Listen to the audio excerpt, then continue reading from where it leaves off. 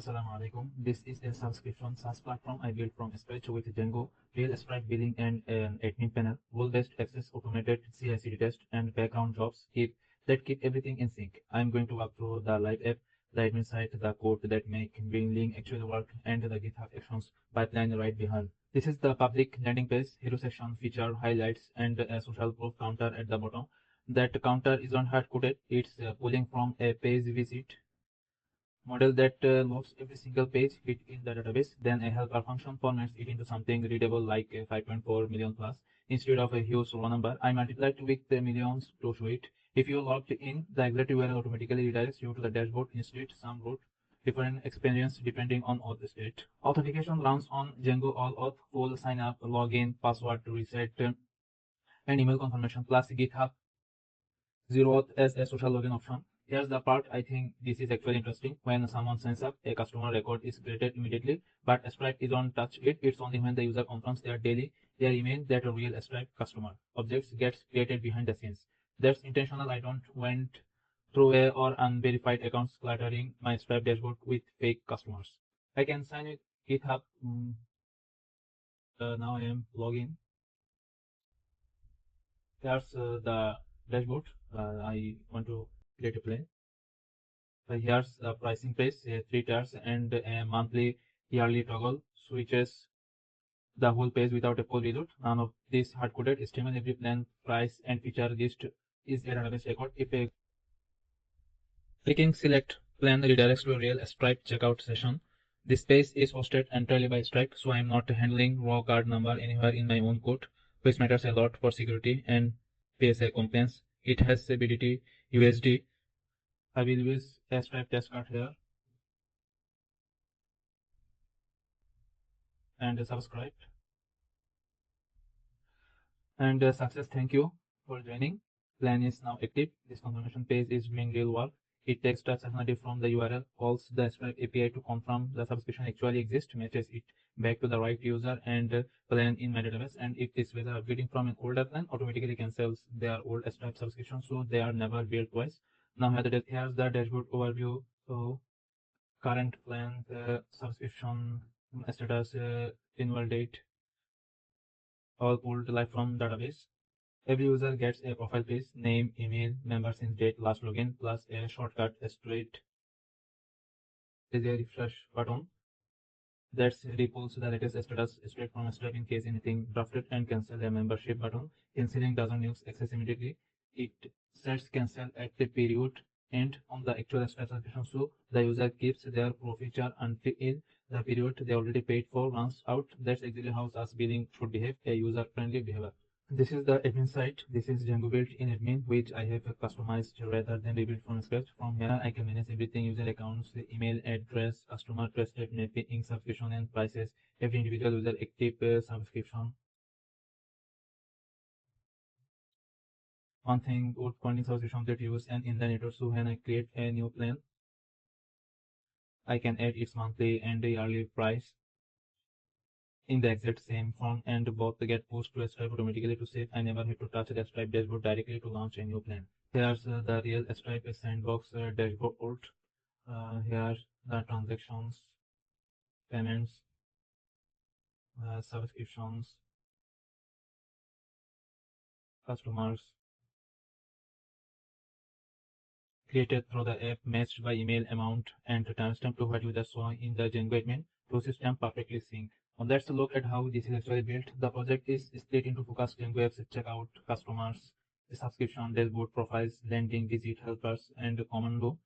Each one owns a single responsibility instead of one giant app folder doing everything. This is the core of billing system. The subscription division plan like Pro or Enterprise. Look at the save method. The first time a plan is saved without Stripe ID, it automatically calls the Stripe API to create a matching product. Same pattern for subscription price. Save it and it gets a real Stripe price. I write one row in Django and Stripe stays in sync without me over touching their dashboard.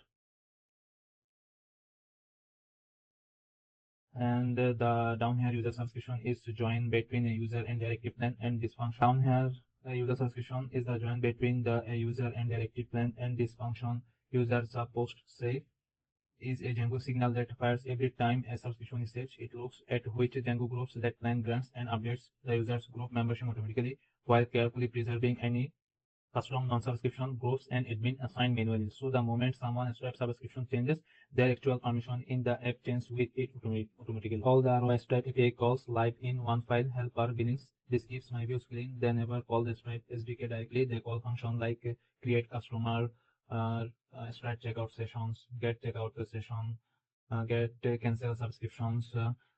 That's a single point of control. If a Stripe changes their API, I update one file. This is the two-step checkout flow. Checkout to redirect view builds a Stripe checkout session and redirects the user offsite. Checkout finalize view is the return handler. It verifies the session with a Stripe, figure out the correct plan and user, and this part matters. If the user already had an active subscription, it automatically cancels the old one before attaching the new one, so nobody accidentally gets billed for quickness at once. I also wrapped every step call here in try except with logging, so if a Stripe is down or session is invalid, the user gets a clear error message instead of a raw server crash. Customer models.py ties authentication to billing. Two all of signal are connected here. One fires on sign up and create a customer record. No Stripe call yet. The second fires only when user confirms their email, and that one that actually creates the Stripe customer. It's a small design decision, but it keeps unverified C signups out of my payment provider entirely. This is simple just by file. Stripe and my database can draft apart. A cart fails, a webhook get missed, whatever. So I wrote custom Django management command to recognize them. Sync sub group syncs the user subs. Stripe and my database can draft apart. A cart fails, a webhook gets missed, whatever. So I wrote custom Django management command to recognize them, sync user subs for the latest status for active subscriptions from Stripe and updates my database. You can run it for everyone, for specific users, or scope through subscription renewing in the next 10 days. There is also clear dangling mode that finds a Stripe subscription with no matching record in my database and cancels them, so nobody keeps paying for a subscription my app has lost track of. These aren't just scripts I run manually either, they are wired directly into the CI/CD pipeline, which is coming up next. The app in this project has a test.py file, and this is what actually runs inside the CI pipeline you are about to see. It's not a decoration. Helpers test.py covers the number of meeting helpers, the one that turns raw page visit counts into 5.6 million on the landing page. I test thousands, millions, billions, small numbers, zero, negative numbers, and even bad input like a string or none to make sure it never throws unhandled exception on the public page. Landing test file checks that the landing page actually returns a 200, renders the template and contains accepted content, a basic but real smooth test for the most important page on the visits test file checks the page visit record is created correctly with a timestamp, protecting the analytics feature used on the dashboard. And here the one I actually think it's clever. Commando test file is asserted setting the database URL content neon tag that is designed to fail on my laptop locally. I run on SQLite, so this test only passes inside GitHub Actions, where the pipeline injects a real neon connection string. In other words, it's a test that verifies the CI environment itself works correctly, not just my application code. And if I run python manage.py test right now, Django spins up a temporary test database, runs every test across every app, and tears it down when it's done. That is the command its workflow. On the front end, I am using Tailwind CSS with Daisy, UI, and Flowbite components compiled through a proper build pipeline. npm run build unifies everything into a static output CSS file, which Django then serves raw whiteness in production. Reusable by price pieces, pricing cards from field neighbors are built as Django templates component using sleepers. This is the part I must be most proud, because I built it as a deliberate learning progression, not just one config file I copied from a blog post. There are 6 workflows and each one builds on the test. First one, this is the simplest possible pipeline, just proves GitHub Actions is wired up and can run on a schedule. This is checks out the code, sets up Python version, install requirements, and runs Python manager.py test. That's the exact same test suite I just ran locally a minute ago, including that neon connection check. Same test, but now generating a fresh Django segment key at runtime with OpenSSL branch instead of hardcoding one, because a segment key should never live in the repo. This one pulls a real database connection string from GitHub secrets, Neon database URL, so the test suite runs against an actual Postgres database, not SQLite.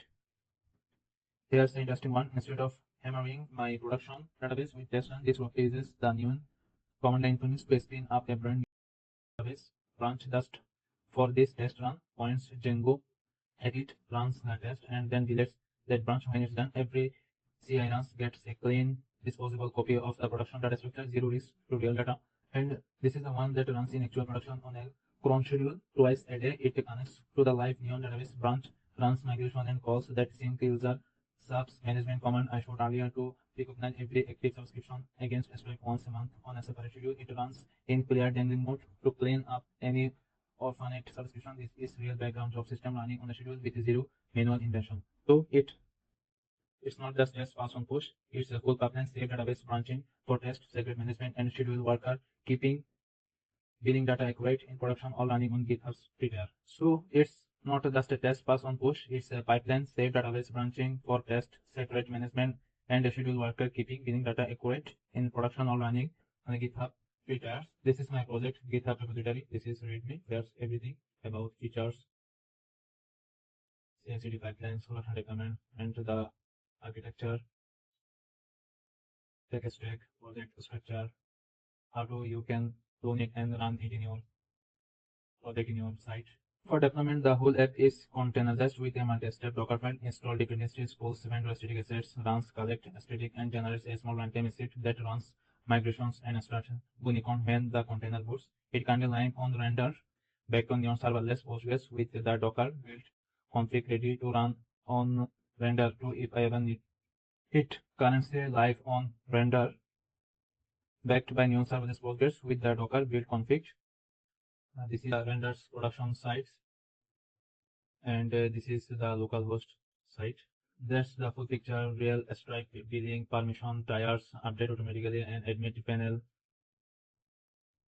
that stays in an admin panel that stays in a sync with a real payment provider, and a CI/CD pipeline that tests safety and keep production data accurate on its on schedule.